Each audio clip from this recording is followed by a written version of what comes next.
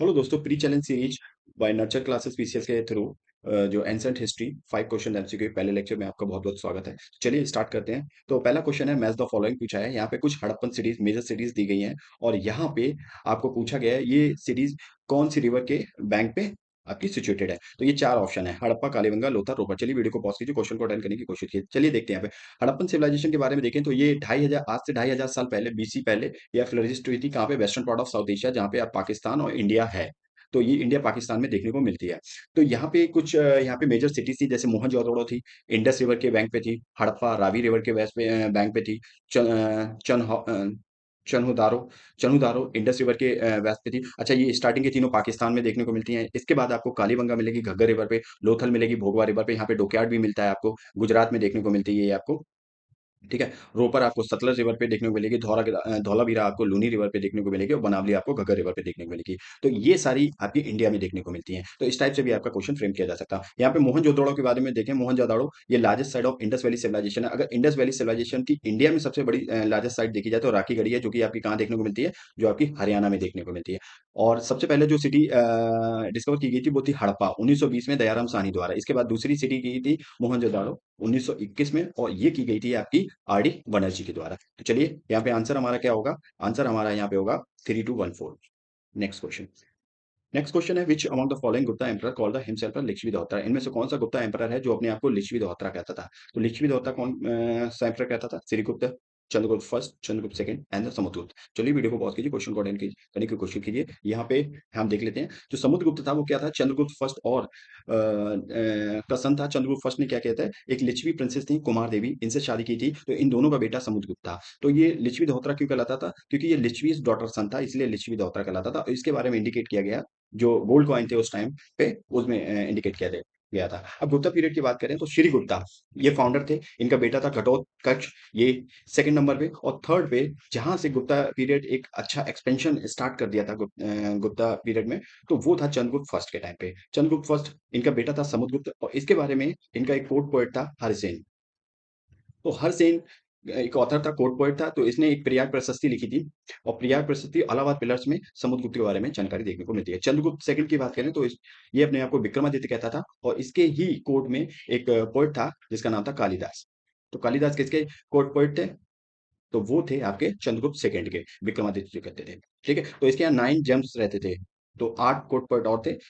ये आपका क्वेश्चन है, एक बार इसको अच्छे से। कुमार गुप्त की बात करें तो इसके टाइम पे सबसे इंपॉर्टेंट नालंदा यूनिवर्सिटी बनी थी।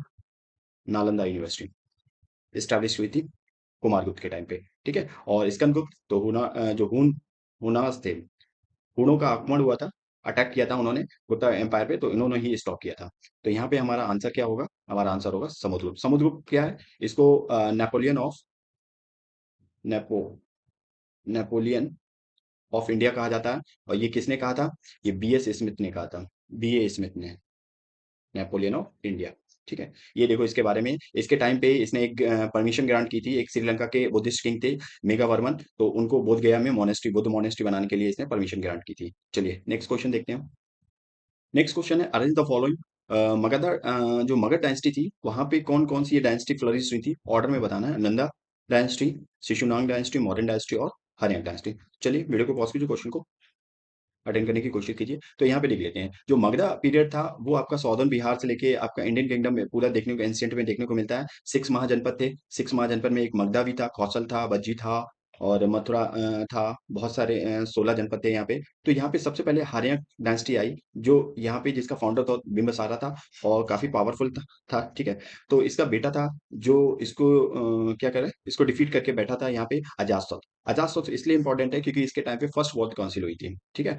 राजगिरा में। फिर इसके बाद इसका बेटा आया उदयन, और उदयन ने मगध से कैपिटल शिफ्ट, राजगिरा से कैपिटल शिफ्ट करके कहाँ कर दी थी? तो यहाँ पे क्वेश्चन बन जाता है, राजगिरा से कैपिटल जो शिफ्ट की थी पाटिलपुत्र, पाटिलपुत्र। तो वो किसने की थी? वो की थी उदयन ने। उदयन ने। तो वो अजातशत्रु का बेटा था। इसके बाद शिशुनांग डायनेस्टी आती है। शिशुनांग डायनेस्टी में फाउंडर शिशुनागा था, और इसके टाइम पे ये अमात्य था हर एक डायनेस्टी का। ठीक है। एक ऑफिशियल पोस्ट पे था।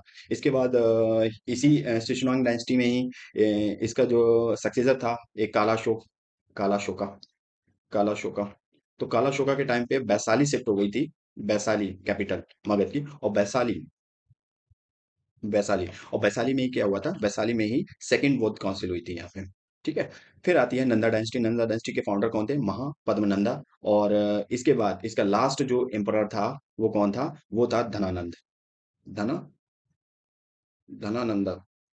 और धनानंदा को ही क्या किया था? जो चंद्रगुप्त मौर्य थे, मौर्यन एम्पायर स्टेब्लिश हुआ था, तो चंद्रगुप्त मौर्य ने क्या किया था? जो इनके प्राइम मिनिस्टर थे चाणक्य, कौटिल्य, उनकी हेल्प लेके इन्होंने क्या किया? धनानंद को डिफीट कर दिया और मौर्य डायनेस्टी को स्टेब्लिश किया। मौर्य डायनेस्टी में देखिए बात करें तो इसके फाउंडर कौन है? चंद्रगुप्त फर्स्ट थे। इसके प्राइम मिनिस्टर यहाँ पे थे चाणक्य। और चाणक्य को अदर नाम से भी जाना जाता है, कौटिल्य भी कहते हैं चाणक्य को, चाणक्य को ही यहाँ पे विष्णुगुप्त भी कहते हैं। और मौर्यन एम्पायर में ही देखो चंद्रगुप्त फर्स्ट के, चंद्रगुप्त मौर्य के बाद इनका बेटा आया बिंदुसारा, बिंदुसारा के बाद अशोका आया। इस टाइप से ये डायनेस्टी आगे फ्लरिश करती रही। चलिए नेक्स्ट क्वेश्चन है, who among the following presided the first बौद्ध काउंसिल? तो इनमें से किसने प्रेसाइड की थी? अध्यक्ष कौन था? ये पूछा गया।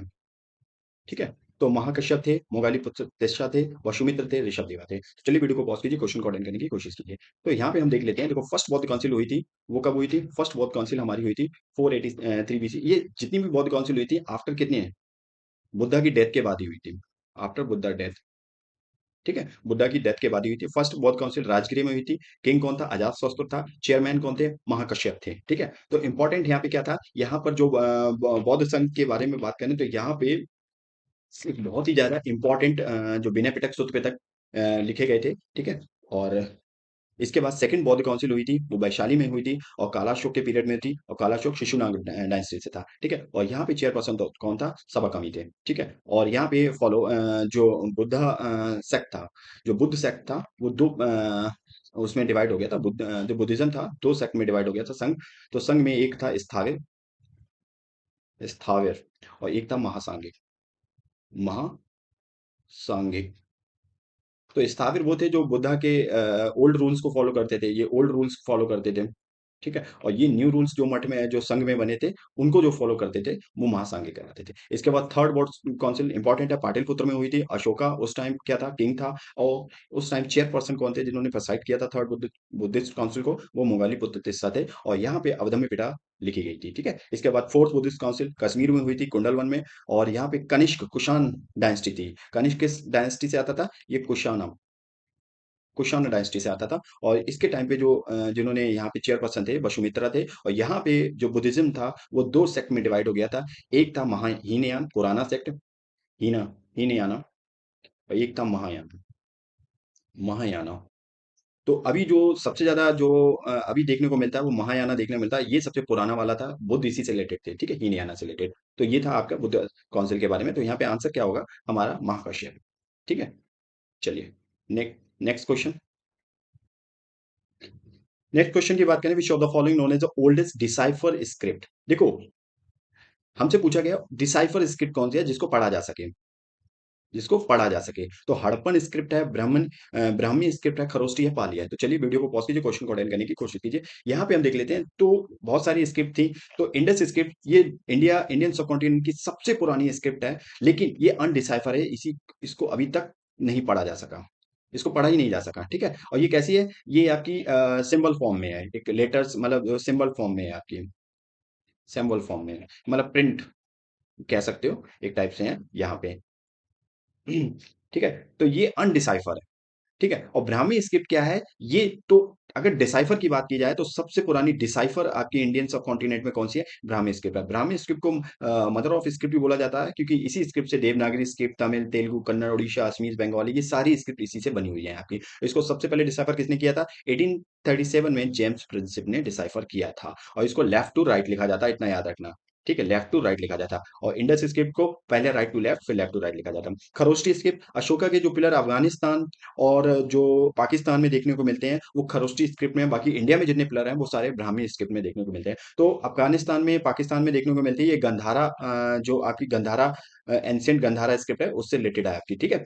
और यहाँ पे आपकी ये जो स्क्रिप्ट लिखी जाती है खरोष्टी, ये राइट टू लेफ्ट लिखी जाती है, राइट से लेफ्ट लिखी जाती है, ये याद रखना। तो ये स्क्रिप्ट है इंडस स्क्रिप्ट, ब्राह्मणी, गुप्ता, खरोष्टी, ये सारी स्क्रिप्ट है आपकी। ठीक है। देवनागरी स्क्रिप्ट जहां से आज हिंदी 120 लैंग्वेजेस फ्लरिश हुई हैं, यहाँ से हिंदी, मराठी, नेपाली, पंजाबी, कोंकणी, बोडो, सिंथाली, ये सारी आपको देवनागरी स्क्रिप्ट से ही देखने को मिलती हैं। तो चलिए उम्मीद करता हूँ लेक्चर आपको काफी पसंद आया होगा। और ये हमारा टेलीग्राम चैनल है, यहाँ पे इस लेक्चर से रिलेटेड जो पीडीएफ है यहाँ पे आपको मिल जाएगी इस लेक्चर के एंड होते ही।